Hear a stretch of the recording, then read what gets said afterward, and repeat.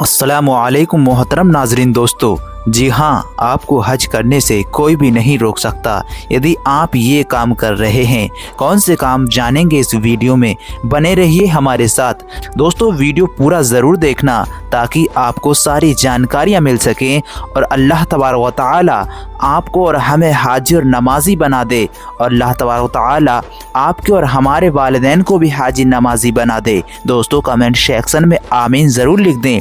ना जाने किसकी आमीन पर अल्लाह तबारक व तआला हमारी इस दुआ को कबूल कर ले। दोस्तों अभी आमीन लिख दें, फिर आप वीडियो में गुम हो जाएंगे और आमीन लिखना भूल जाएंगे। दोस्तों ये सुनकर बहुत खुशी हो रही होगी यदि आपने हज करने का इरादा कर लिया है। ये एक बहुत बड़ा और पवित्र कदम है जो अल्लाह की रज़ा हासिल करने का बेहतरीन ज़रिया है। जब आपने तय कर ही लिया है तो कुछ बातों का आपको ध्यान रखना ज़रूरी है और आपको कौन कौन से काम कर लेना है ताकि आपकी हज यात्रा सुगम और स्वीकार हो और जल्द से जल्द आपको हज करने का मौका मिल सके। दोस्तों अल्लाह तबारक व तआला आपको और हमें हज करने में आसानियाँ अता फरमाए और जल्द से जल्द हज करने की सादतैन से नवाज दे। यदि आप हज करने का इरादा कर रहे हैं तो अपनी नीयत को मजबूत करे रहें। अपनी नीयत को अल्लाह की खुशी और रज़ा के लिए पक्का कर लें। हज करने के लिए जो ज़रूरत हैं अल्लाह तबारक व तआला उनमें आसानियाँ फरमाए और जल्द से जल्द उनको मुहैया कराए। हज के अरकान और उससे जुड़े हुए हर नियम आपको सीखना है अभी से। यात्रा के दौरान उपयोगी सामान जैसे आपको कपड़े और अन्य ज़रूरी चीज़ें तैयार रखना है। दोस्तों सबसे पहले आपको पासपोर्ट, वीज़ा और अन्य आवश्यक कागजात तैयार कर लेना है। अधिकृत हज एजेंसी या हज कमेटी से जुड़े और सभी प्रक्रियाओं को पूरा कर लेना है। दोस्तों आपको अपनी फिटनेस का ध्यान रखना है क्योंकि हज के दौरान आपको चलने और मेहनत करने की ज़रूरत होगी। सकारात्मक और शांत मानसिकता के साथ आपको हज करने के लिए जाना है।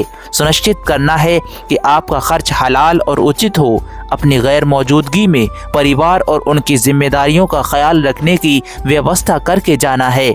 दोस्तों हज पर जाने से पहले अपने सभी रिश्तेदारों, दोस्तों और जानने वालों से आपको माफ़ी भी मांग लेना है यदि आपने कोई गलती की है या यदि आपके किसी रिश्तेदार ने आपको माफ़ नहीं किया तो आपका हज ऐसा ना हो कि अदा ना हो। अल्लाह तबारक व तआला सबके दिलों के राजों को जानता है। अल्लाह से अपने गुनाहों की माफ़ी मांगे और नेक इरादों के साथ सफ़र शुरू करें।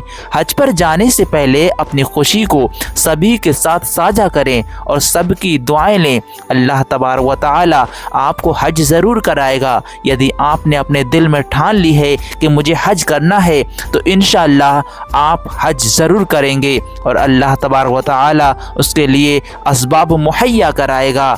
आपकी बात बिल्कुल सही है। हज इस्लाम के 5 स्तंभों में से एक है और हर सक्षम मुसलमान पर फ़र्ज भी है जो शारीरिक, मानसिक और आर्थिक रूप से सक्षम हो। अगर आप हज पर जाने के लिए शारीरिक, आर्थिक और कानूनी रूप से सक्षम हैं तो आपको कोई भी नहीं रोक सकता है। हालांकि हज पर जाने से पहले कुछ महत्वपूर्ण पहलुओं पर आपको ध्यान देना ज़रूरी है। यदि आप हज करना चाहते हैं तो हज के लिए जाने के लिए आपको अपनी ज़रूरतों को पूरा करने के बाद खर्च करना चाहिए।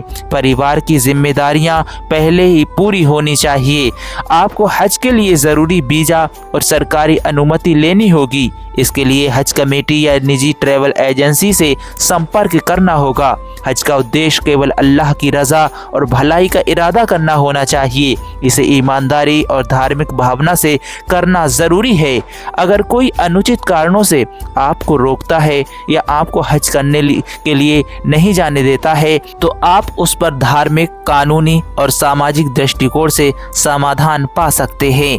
ये तो आप जानते ही हैं, हज एक महत्वपूर्ण धार्मिक कर्तव्य है, लेकिन इसे पूरा करने के लिए कुछ शर्तें और परिस्थितियां होती हैं।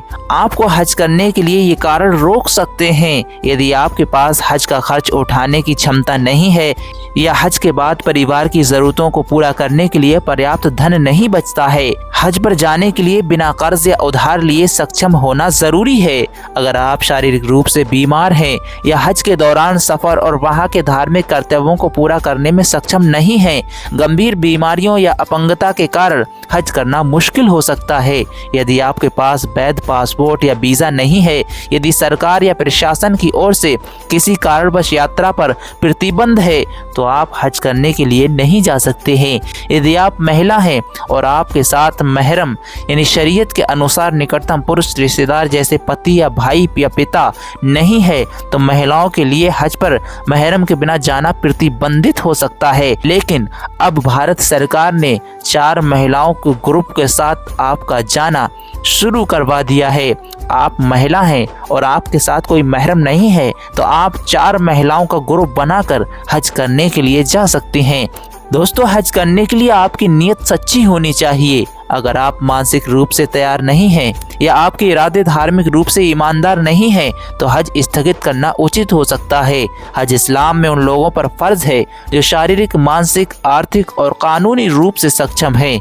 अगर इनमें से कोई भी बाधा है, तो आप बाद में इसे पूरा कर सकते हैं।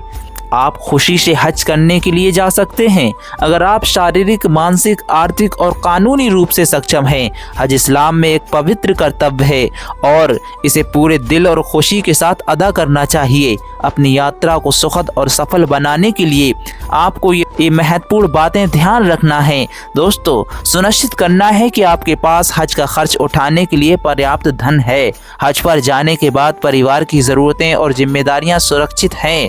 हज के दौरान लंबे समय तक चलने और विभिन्न कार्य करने के लिए स्वास्थ्य अच्छा होना चाहिए। यात्रा से पहले डॉक्टर से परामर्श लें और ज़रूरी दवाइयाँ साथ रख लें।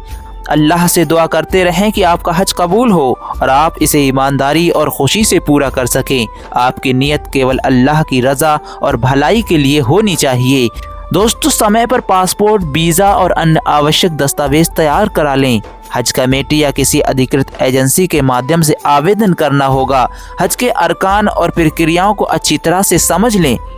तवाफ, सही, रमी और अन्य कार्यों का सही तरीका जान लें। आपको अपनी यात्रा को अल्लाह के प्रति प्रेम और समर्पण के साथ करना है। अपने दिल में ये खुशी रखें कि आप अल्लाह के घर जा रहे हैं और अपनी दुआएं पेश कर रहे हैं। सुनिश्चित करें कि आपके जाने के दौरान आपके परिवार और जिम्मेदारियों को ध्यान रखने वाला कोई मौजूद हो। अल्लाह ताला आपका हज कबूल करे और इसे आपके लिए खुशी, बरकत और रहमत का जरिया बनाए। दोस्तों, कमेंट सेक्शन में आमीन ज़रूर लिख दें। ना जाने किसके आमीन पर अल्लाह तबारक व तआला हमारी इस दुआ को कबूल कर ले।